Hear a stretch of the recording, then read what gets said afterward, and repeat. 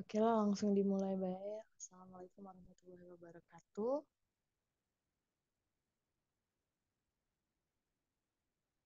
Suara kakak kedengeran nggak? Takutnya nggak masuk. Waalaikumsalam warahmatullahi wabarakatuh. Hmm. Sebenarnya hari ini tuh lanjut buku besar, cuman kelas kelas yang lain itu kelas 1A itu belum belajar, tapi jadi kakak ulangi lagi untuk itu ya untuk Ibnu, tapi ini soal yang lain sih. Nah, di sini ada transaksi. Bentar dikirim dulu. Yang kemarin Vira kirim itu,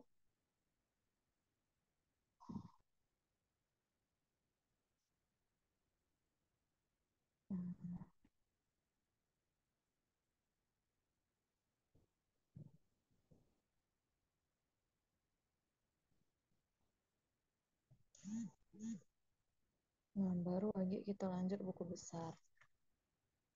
Nah, di sini kita kakak sebuti bela ya.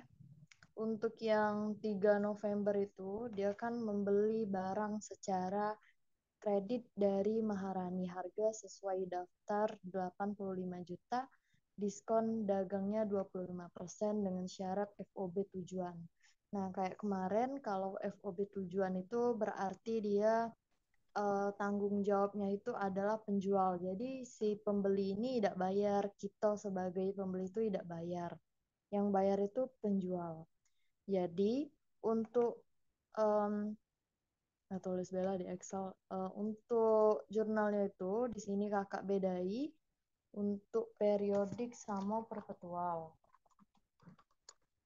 Periodik sama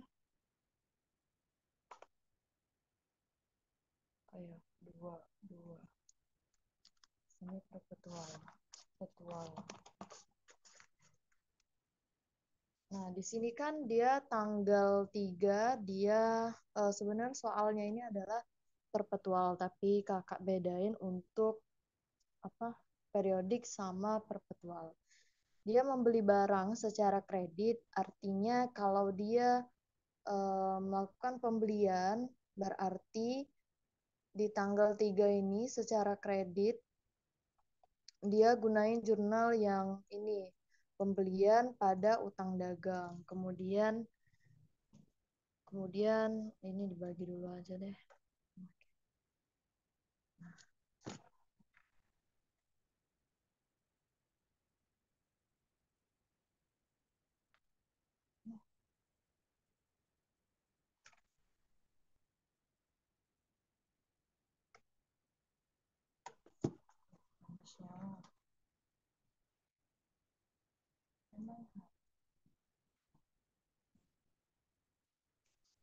Nah, di sini ya tanggal 3 itu dia membeli barang secara kredit, harga sesuai daftar, artinya kalau di periodik berarti pembelian pada utang. Kemudian perpetualnya itu adalah persediaan barang dagang pada utang. Nah, di sini kan ada diskon dagang. Diskon dagang ini bukan berarti dia diskon pelunasan, tapi diskon potongan dari kita membeli barang itu. Jadi untuk nilai nominal dari pembelian sama persediaan barang dagang untuk jurnalnya itu 85 juta dikali dengan 25%. Nah, kemudian kalau yang ini baru 2 per 10 N per 30 itu baru kita sebut sebagai diskon kredit. Kemudian yang tanggal 4, kakak jelasin singkat aja. Dia tanggal 4 ini menjual barang secara tunai senilai 37.680, beban pokok penjualannya itu adalah 22.600. Kalau periodik, kita kan di sini secara tunai.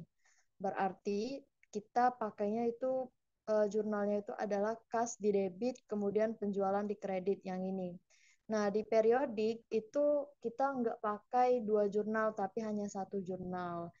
Nah, kalau di perpetual, dia ada kas pada penjualan, kemudian jurnal yang kedua adalah harga pokok penjualan pada persediaan barang dagang. Nilainya itu, kas pada penjualan itu adalah 37.680, kemudian beban pokok penjualan pada persediaan barang dagangnya 22.600. Dia pakai jurnal yang ini. Nah, jadi kalau bisa ini di print kemudian kalian pahami gitu. Intinya kalau periodik itu cuma satu jurnal. Terus untuk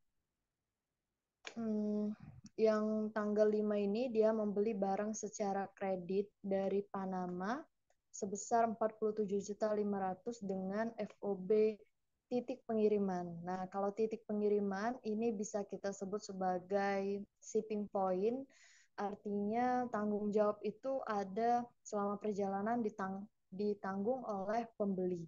Jadi kita bayar biaya pengirimannya sebagai pembeli. Nah, jadi di tanggal 5 itu dia membeli barang secara kredit. Jurnalnya itu kalau di periodik artinya pembelian pada di sini kakak tulis tanggal 5 aja dulu. Karena yang sebelumnya mudah lah ya pasti. Pembelian pada utang dagang. Kemudian dia ongkos kirim dibayar di muka sebesar 810 ditambahkan ke faktur. Artinya dia bayar ongkosnya itu secara kredit juga. Jadi jurnal yang kedua itu adalah ongkos kirim pembelian atau ongkos kirim barang ya. Kalau yang kemarin itu nulisnya apa? Ongkos kirim pembelian pada utang dagang. Nah, gitu. Atau kalian boleh buat satu jurnal di sini. Di sini kalian tulis ongkos kirim pembelian, kemudian utang dagangnya langsung aja kredit. Nah, boleh. Tapi kayak buat dua jurnal tadi, boleh juga pembelian pada utang dagang, ongkos kirim pembelian pada utang dagang. Boleh juga. Karena untuk mempermudah kalian menghitung juga. Di sini 47.500. Kemudian ongkos kirimnya itu adalah 810. Utang dagangnya tambahin aja. Nah, tapi kalau untuk perpetual tadi,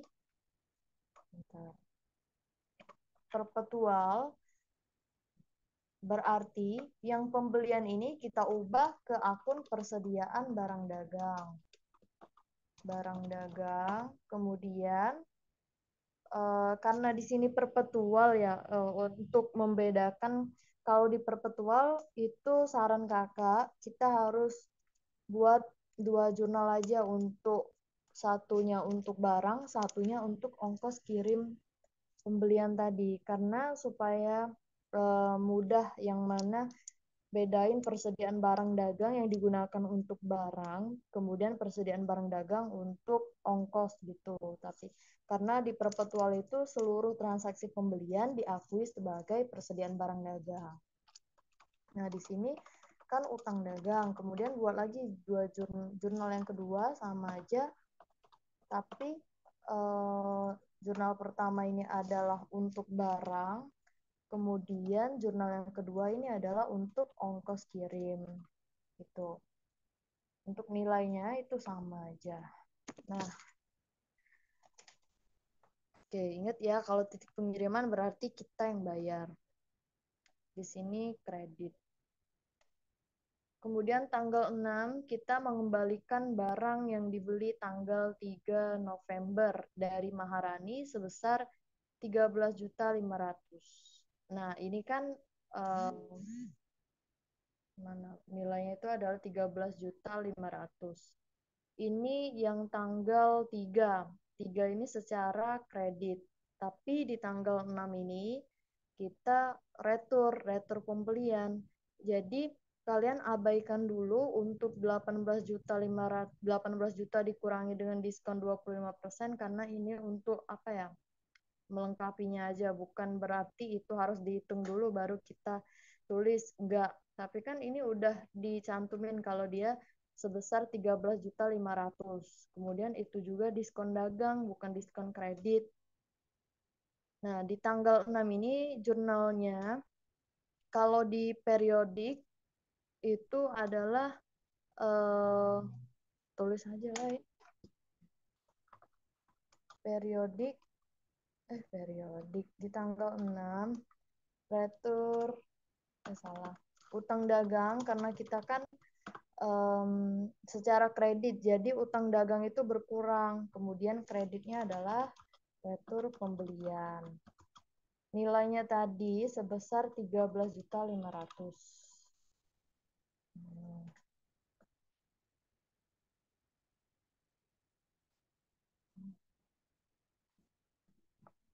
Terus yang ini di perpetualnya ubah aja jadi persediaan barang dagang sama gitu. Jadi seluruh transaksi pembelian diganti jadi, uh, di perpetual itu diganti jadi persediaan barang dagang. Sebenarnya mudah kalau kalian terus berlatih. Di situ kan banyak, kalau yang ada buku hijau itu, di situ banyak soal-soalnya itu. Dari halaman berapa ke berapa itu banyak. Jadi banyak-banyak latihan aja untuk di buku itu. Kalau bisa latihan itu dari kita menganalisis transaksi sampai kita buat laporan keuangan. Nah, gitu. Jadi kalau kita di sini kan ada jurnalnya aja, jurnal disuruh buat jurnal. Nah, tapi kalau untuk kalian sekedar latihan, belajar supaya paham gitu kan, sampai kalian wisuda aja masih ingat gitu. Nah, ya caranya itu dari transaksi jurnal ini kalian buat sampai ke laporan keuangan selesai gitu. Beli nian buku apa namanya? Buku khusus untuk latihan itu. Latihan di rumah. Kemudian tanggal 8 kita menjual barang secara kredit. Ini sama baik kayak yang transaksi ke tanggal 4 itu. Artinya dia, karena kita kredit menjual berarti untuk periodiknya itu cuma satu jurnal kayak tadi. Nah, cuma satu jurnal, dia ada piutang dagang pada penjualan aja. Ini ada di Google Drive untuk gambarnya ini. Terus perpetualnya piutang dagang pada penjualan, kemudian jurnal yang kedua harga pokok penjualan pada persediaan barang dagang. Nominalnya itu nominalnya itu sesuai dengan soal. Kalau di tanggal 8 ini beban pokok penjualannya atau HPP-nya, harga pokok penjualannya 9.400.000 gitu. Kemudian tanggal berapa? Tanggal 13 membayar Maharani atas pembelian tanggal 3 November dikurangi dengan retur. Nah, kita awalnya beli barang itu tanggal 6 November. Ini bukan, tanggal 3 November. Terus returnya 6 November. Caranya kita kurangi dulu 85 juta ini, kita kurangi dengan 13.500.000 berapa. Baru kayak gini. Ini kan udah, anggaplah di tanggal 3 tadi udah tercatat. Jadi di sini tanggal berapa ya? Tanggal 13 tadi retur. Periodiknya karena kita mau melunasi, kemudian juga itu tanggal pelunasannya pas ya 10 hari, jadi kita dapat potongan 2%, 2/10 ini. Nah, kita tulis dulu utang dagang itu di debit, salah, utang dagang itu di debit karena kita melunasi utang kan, kita kurangi dulu. Awalnya tadi kan 85 juta utangnya. Kemudian karena dia ngeretur di tanggal 6 kita kurangi dulu 85 juta dikurangi dengan 13.500.000 itu jadi 71.500.000. Nah, 71.500.000. Terus kita dapat potongan kan, Hmm. potongan pembelian tadi.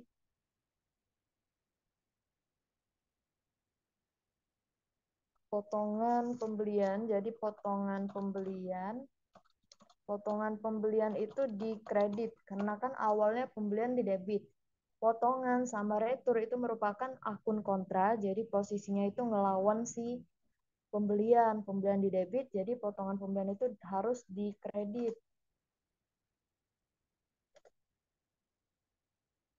Nah, potongan pembelian itu 2%, 71.500.000 dikali dengan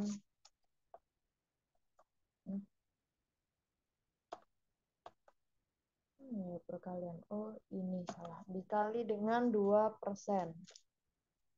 2%. Nah, dia di potongan pembeliannya itu adalah 1.430.000. Jadi kita bayar kasnya itu adalah kita kurangin aja utang dagang tadi dikurangi dengan potongan pembelian tadi. Hasilnya 70.070.000. Terus kalau untuk si perpetual ya udah ubah aja untuk potongan pembelian tadi kita ubah jadi persediaan barang dagang. Barang dagang gitu. Untuk nominalnya itu sama aja, perpetual sama periodik.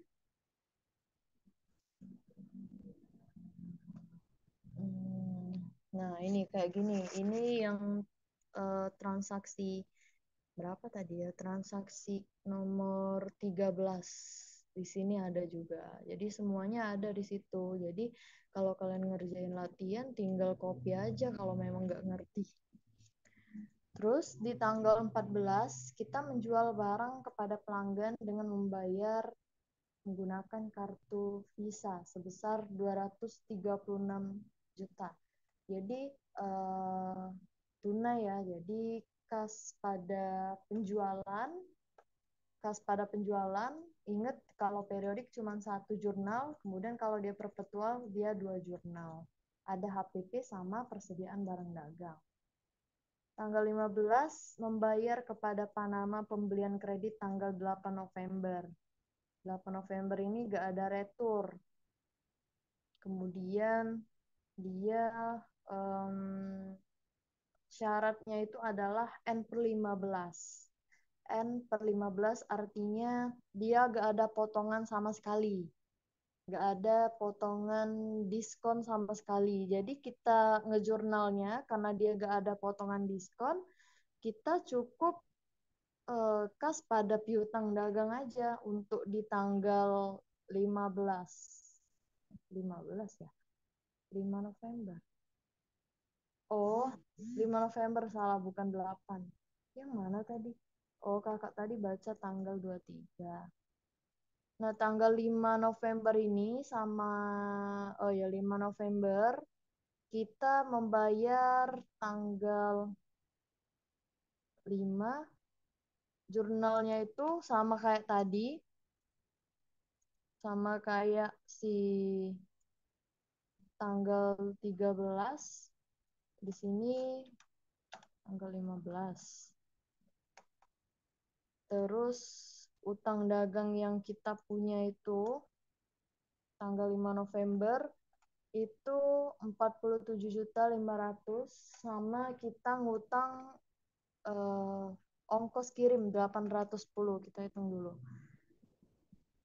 47.500.000 ditambah 810 menjadi 48.310 utang dagangnya.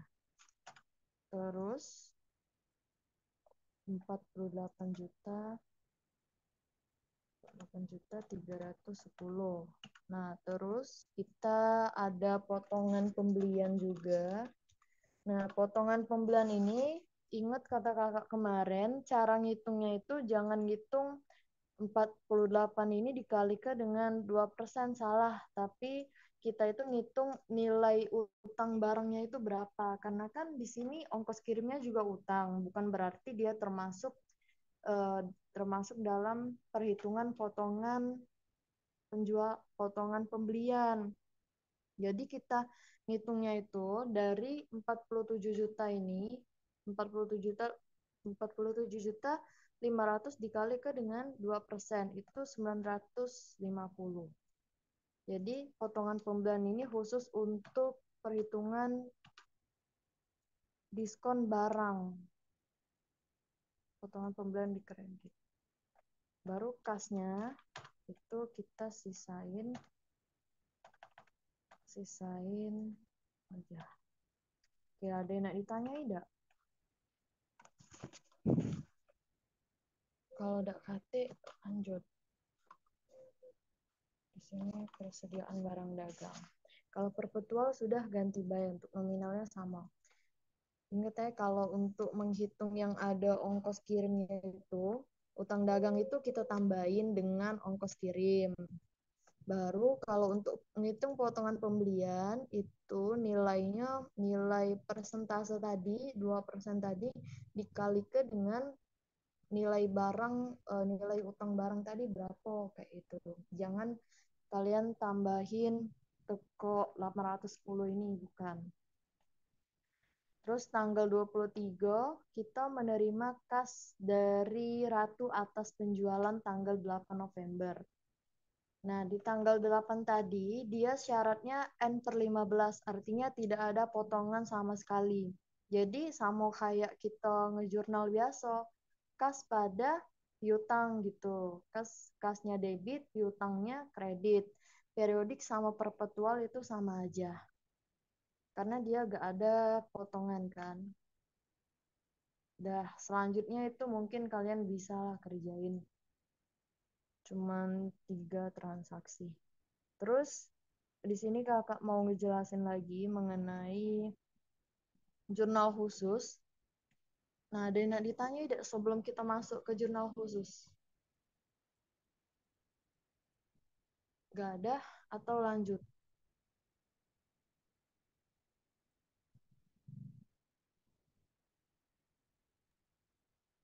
Mau bertanya Kak, beda dari jurnal khusus sama jurnal umum apa ya Kak? Oke, bentar. Nah, jadi jurnal beda dari jurnal umum sama jurnal khusus itu. Jurnal khusus itu sebenarnya adalah jadi kan kalau kita buat jurnal umum itu kan campuran ya. Campuran baik dia mencampurkan jurnal untuk penjualan, baik untuk dia menerima pendapatan kayak gitu. Kalau jurnal umum dia tuh ngecampur kayak itu. Tapi kalau di dalam jurnal khusus itu tuh dikelompok ke supaya tujuannya jurnal khusus ini nih dibuat untuk perusahaan dagang yang sering melakukan transaksi. Artinya jurnal khusus ini perusahaan dagang yang sudah besar kayak gitu. Kayak misal kayak apa ya, perusahaan dagang sekarang kayak kayak Indomaret atau kayak Miniso itu kan perusahaan dagang. Nah, mereka itu kan sering melakukan transaksi. Tiap hari mungkin lebih dari 50 transaksi. Nah, sehingga kalau di jurnal khusus itu kita kelompok ke dari dia buat mana ya contoh dari dia buat jurnal pembelian. Nah, itu kita kelompok ke pembeliannya apa baik kayak gitu supaya tidak nyampur sih. Nah, dengan kalau kita misal nak nyari kemarin siapa sih yang beli kayak itu. Kemarin di tanggal transaksi kemarin berapa kok transaksi yang kita catat. Nah, kita kan nak ngelihatnya di jurnal umum. Kalau kita pakai jurnal umum itu ngecampur antara pembelian dengan penjualan saya kenal. Jadi dibuatlah jurnal khusus supaya kita tahu transaksi pembelian kemarin itu berapa baik, transaksi pembelian sama yang sekarang itu berapa baik, yang tanggal kemarin itu berapa kok baik. Nah, tapi kalau di jurnal umum itu ngecampur. Jadi kan kalau kita buat jurnal umum kayak tadi, nah, kayak tadi antara dengan retur, antara dengan penjualan kayak ini. Nah, antara pembelian, antara piutang, antara utang, antara penjualan, terus ada lagi beban kartu kredit. Ini kan disebut dengan jurnal umum.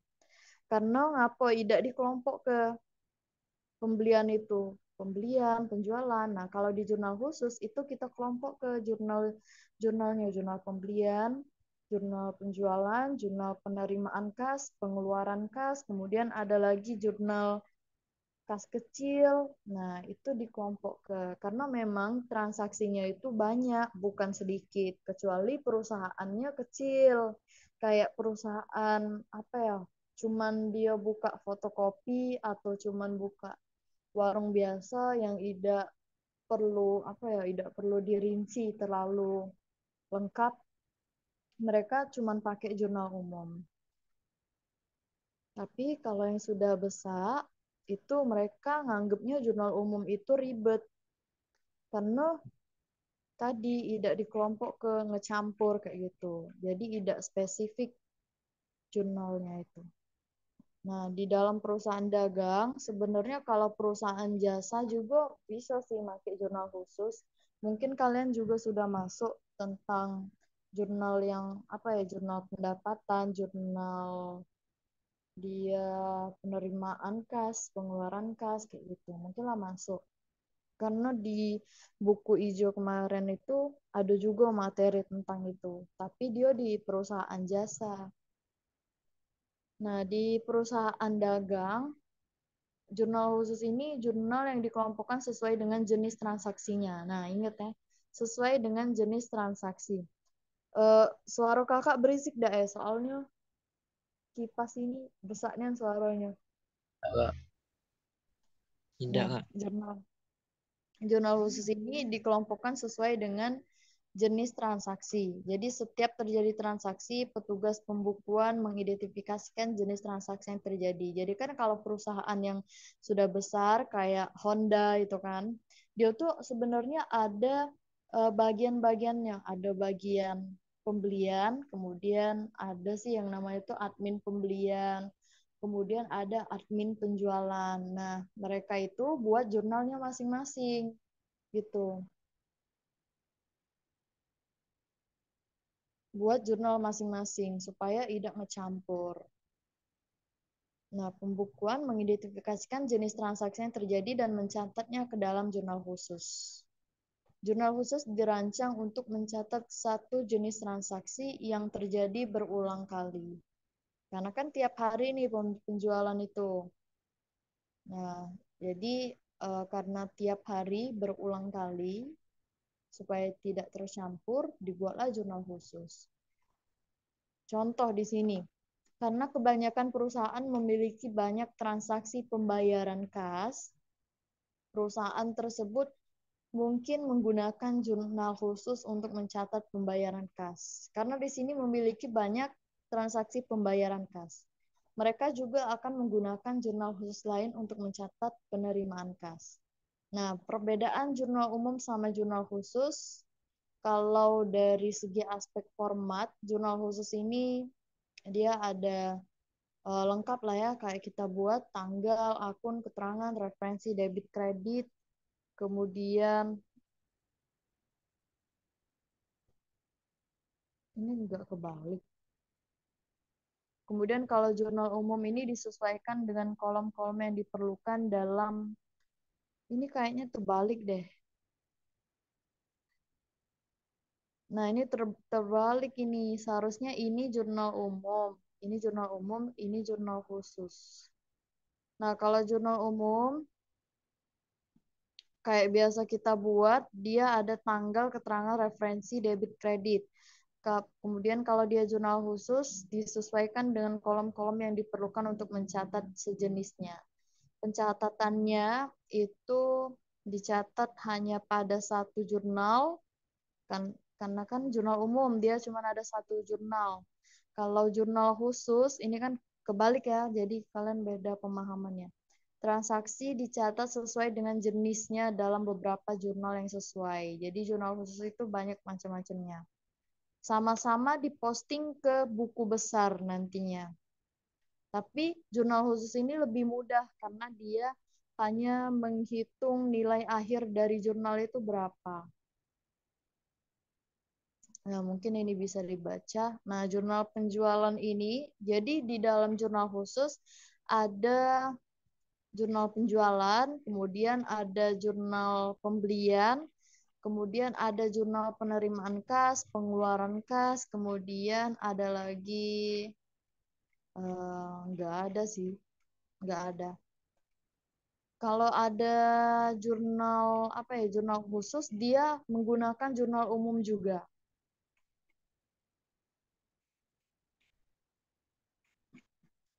Jadi dia nggak hanya dia pakai mentang-mentang dia banyak transaksi, tapi dia semuanya pakai jurnal khusus enggak. Karena di dalam dia itu tujuan jurnal khusus ini kan tujuannya untuk mencatat transaksi yang berulang kali, yang sering terjadi. Nah, yang enggak sering terjadi, kayak kita melakukan retur pembelian, penjualan, nah itu dicatat di jurnal umum. Yang sisanya itu baru menggunakan jurnal khusus gitu. Jadi jurnal umum itu tetap dipakai walaupun kita menggunakan umum, jurnal khusus. Nah, eh, jurnal penjualan ini jurnal untuk mencatat penjualan barang dagang secara kredit. Kalau tunai gimana? Kalau tunai dia catat ke penerimaan kas, karena kan dia menerima kas. Nah, tapi kalau jurnal penjualan ini mencatat penjualan secara kredit. Jadi penjualan yang secara kredit, semuanya kredit, masukkan ke dalam jurnal penjualan. Gitu. Untuk bentuknya itu kayak gini, sebenarnya sesuai juga dengan jurnal khusus ini bebas kita buatnya, formatnya itu seperti apa.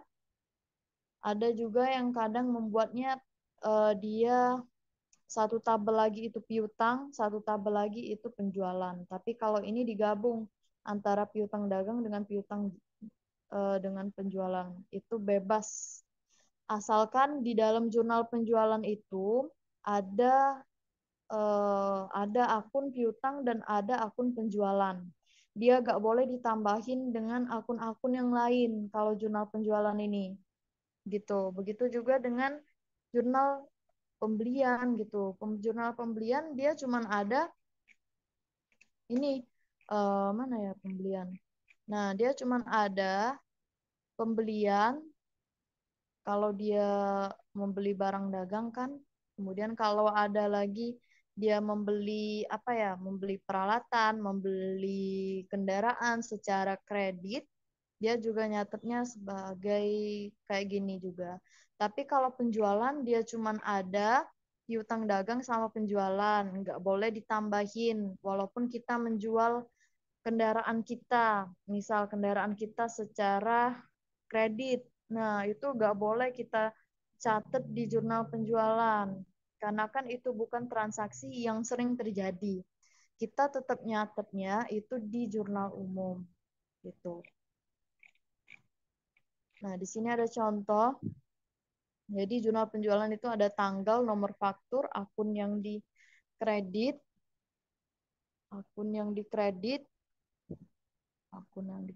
referensi syarat pembayaran, kemudian piutang dagang atau penjualan.